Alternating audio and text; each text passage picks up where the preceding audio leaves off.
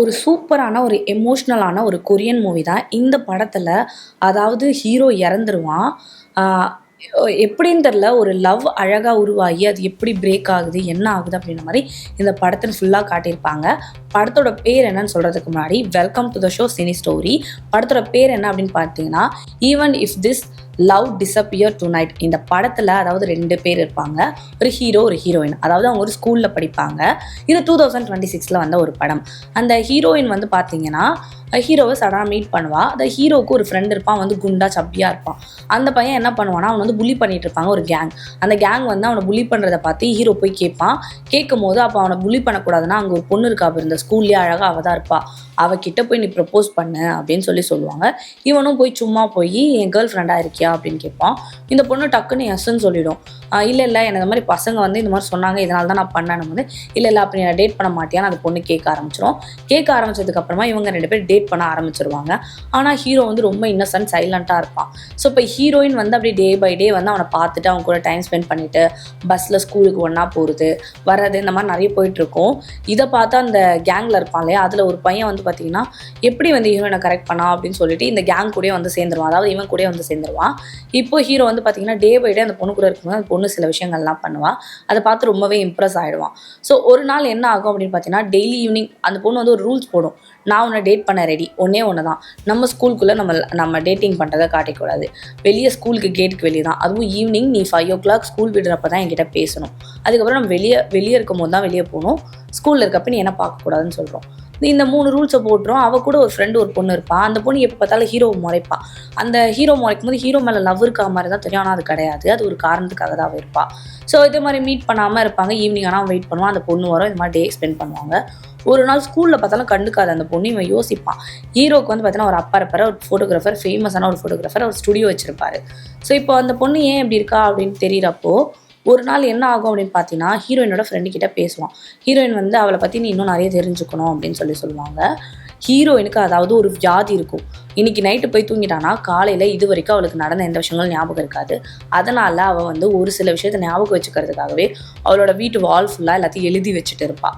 So இப்படி தான் அவளோட டே போவோம். இந்த பையனை அப்படி தான் ஞாபகம் வச்சுட்டு இருக்கா. இவனோட ஃபோட்டோஸ், இவன் கூட பண்ண மெமரிஸ், இவன் கூட சுற்றினது, பீச்சுக்கு போனது எல்லாத்தையும் வந்து ஒரு வால்பேப்பர் மாதிரி பண்ணி ஒரு நோட் புக்கில் இது பண்ணுவாள். ஹீரோ கூட இருக்கும் போதே உனக்கு என்ன பிடிக்கும் அதெல்லாம் கேட்டு நோட் பண்ணுவாள். ஹீரோ வந்து எதுக்கு நீ நோட் பண்ணுற கேட்கும் வந்து சும்மா தான் அப்படின்னு. ஆனால் ரீசன் என்ன அப்படின்னு பார்த்தீங்கன்னா, இதெல்லாம் இவன் மறந்துடுவா, பார்த்தாலும் தெரியணும் அப்படின்றதுக்காக தான் ஹீரோயின் பண்ணியிருப்பாள். ஸோ இப்படியே போயிட்டு இருக்கப்போ ஹீரோ வந்து அவன் வீட்டுக்கு கூப்பிட்டு போவான், அவங்க அப்பாவை காட்டுவான். ஹீரோயின் கூட இருக்க அந்த பொண்ணு வந்து அவங்க அப்பா மேலே பெரிய ஒரு ஃபேன். அதை பற்றி பேசுவாள். அவங்க டின்னர் ரெடி பண்ணி கொடுப்பாரு, அவங்க சாப்பிடுவாங்க. இப்படி போயிட்டு இருக்கும்போது ஒரு நாள் வந்து ஹீரோயின் சொல்லுவான், எனக்கு வந்து வெளியே போகணும், நம்ம வெளியே அவுட்டிங் போகலாமா அப்படின்னு கேட்பா. அவன் கூட்டிகிட்டு போவான். கூப்பிட்டு போயிட்டு பஸ்ஸில் கூட்டிகிட்டு வந்துட்டு இருக்கும்போது மழை வரும். அப்படியே அந்த இதுலேயே தூங்கிடுவாள்.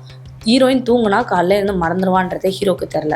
தூங்கி எழுந்து நீ யாருன்னே தெரில அப்படின்னு சொல்லிட்டு பஸ்லேருந்து குடுக்குன்னு ஓடி போயிடுவா. ஹீரோவும் இறங்கி ஓடி போய் நிற்பான். நின்றுட்டு கேட்பான், என்னாச்சு உனக்கு என்னாச்சுன்னு கேட்டால் அவன் மறுபடியும் பயந்து ஓடி போய் ஒரு இடத்துல போய் உட்காந்துருவா. அங்கே போவான் ஹீரோ, ஓடி போய் நடப்பான்.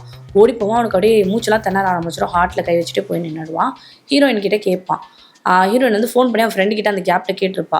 ஒருத்தன் என் கூட இருந்தால் கேட்டேன், என் பாய் ஃப்ரெண்டுன்னு சொல்கிறான், நான் தூங்கி எழுந்தால் மறந்துட்டேன் போது அந்த பொண்ணு ஆமாம் அவன் பாய் ஃப்ரெண்டு எல்லாமே சொன்னதுக்கப்புறமா அவங்ககிட்ட சாரி சொல்லுவாள்.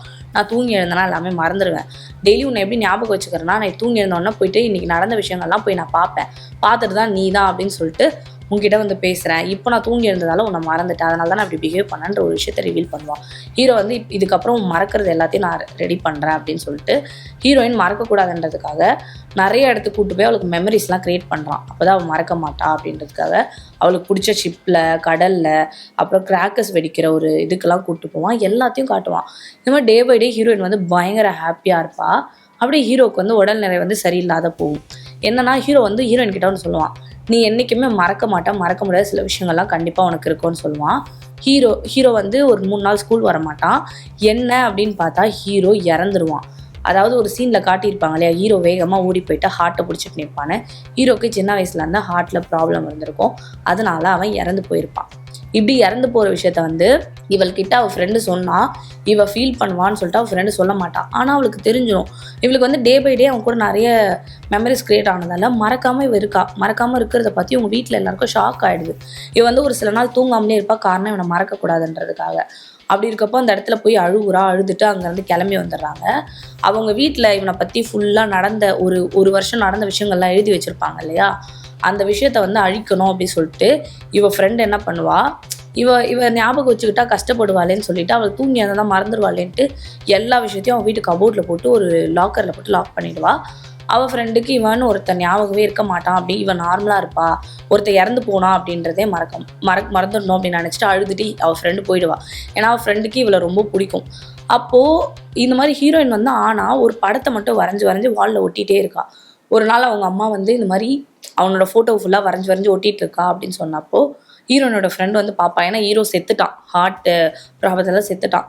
அதை பார்க்கும்போது இவன் யாருன்னே தெரில, இவன் ஞாபகத்தில் வந்துகிட்டே இருக்கான், என்னென்னவோ நடந்த மாதிரி பீச்சுக்கு போன மாதிரி கிராக்ஸ் வெடித்த மாதிரிலாம் இவன் ஞாபகத்தில் வரான், அதனால தான் இவனை டெய்லி வரைஞ்சி ஒட்டிகிட்டு இருக்கேன் அப்படின்ற மாதிரி ஹீரோயின் சொல்லுவாள். அப்போ ஹீரோனோட ஃப்ரெண்ட் என்ன பண்ணுவா அப்படின்னு பார்த்தீங்கன்னா, இவளுக்கு அப்போ எதுவும் மறக்கலை, நான் தப்பு பண்ணிட்டேன் அப்படின்றத போயிட்டு ஹீரோயினோட வீட்டில் இருக்க அந்த கபோர்டை திறந்து எல்லாத்தையும் அந்த நோட்ஸ்லாம் எடுத்து போட்டு ஹீரோயின் படிப்பா. ஆல்ரெடி ஹீரோயின் பாதி மறந்துட்டுருப்பா, ஆனால் அந்த உருவத்தை மறந்துருக்க மாட்டா, மெமரிஸை மறந்துருக்க மாட்டா. லவ் பண்ணும், அவனுக்கு இப்படி ஆச்சு, இறந்து போனான்றதெல்லாம் மறந்துருப்பா. இந்த புக்கை படித்தப்போ ஹீரோயினை ஒரே அழுக ஆரம்பிச்சிருவா. நீ மறந்த விஷயத்த மறுபடியும் ஞாபகப்படுத்தக்கூடாதுன்றதுக்காக தான் நான் இதை பண்ணேன், ஆனால் உன் மனசில் அவன் ஆழமாக பதிஞ்சிருக்கான் அப்படின்னும் போது அவன் ஒரு விஷயத்த சொன்னான், உனக்கு வந்து இந்த மெமரிஸ் இதுக்கப்புறம் அழியாதுன்னு சொன்னான், அதே மாதிரி எனக்கு கொடுத்துட்டு அவன் இறந்துட்டான் அப்படின்ற மாதிரி ஹீரோயின் சொல்லி அழுவான். அந்த சீனில் ஐயோ நமக்கு அது பார்க்குறப்ப அவ்வளோ ஒரு எமோஷ்னலாக இருக்கும். ஏன்னா ஹீரோயினுக்கு இருந்த ப்ராப்ளம் இப்போ ரிவர்ஸ் ஆகிடும். அதாவது டாக்டரே சொல்லிடுவாங்க, இதுக்கப்புறம் இவங்க எல்லாமே ஞாபகம் வச்சுப்பாங்க, இந்த ப்ராப்ளம் போகுது, இது எப்படி மிராக்கல்னே தெரில அப்படின்வாங்க. ஆனால் அது ஹீரோ தான் க்ரியேட் பண்ணியிருப்பான். டே பை டே அவளுக்கு ஒரு விஷயம் சந்தோஷமாக கொடுத்தா, அந்த சந்தோஷத்தை என்றைக்குமே ஒருத்தவங்க மறக்க மாட்டாங்க.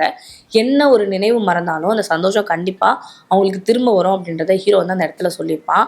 அது அவளுக்கு திரும்ப வந்திருக்கு, ஆனால் ஹீரோ அந்த இடத்துல இல்லை. அந்த டைமில் அவள் ஹீரோவை நினச்சி அந்த புக்ஸ் எல்லாம் கட்டி பிடிச்சி அழுவா. இதோட இந்த படத்தை முடிப்பாங்க. இந்த மாதிரியான சூப்பரான படம்லாம் பார்க்கணுன்னு நினச்சிங்கன்னா மறக்காமல் நம்ம சினி கார்னரை சப்ஸ்கிரைப் பண்ணிடுங்க.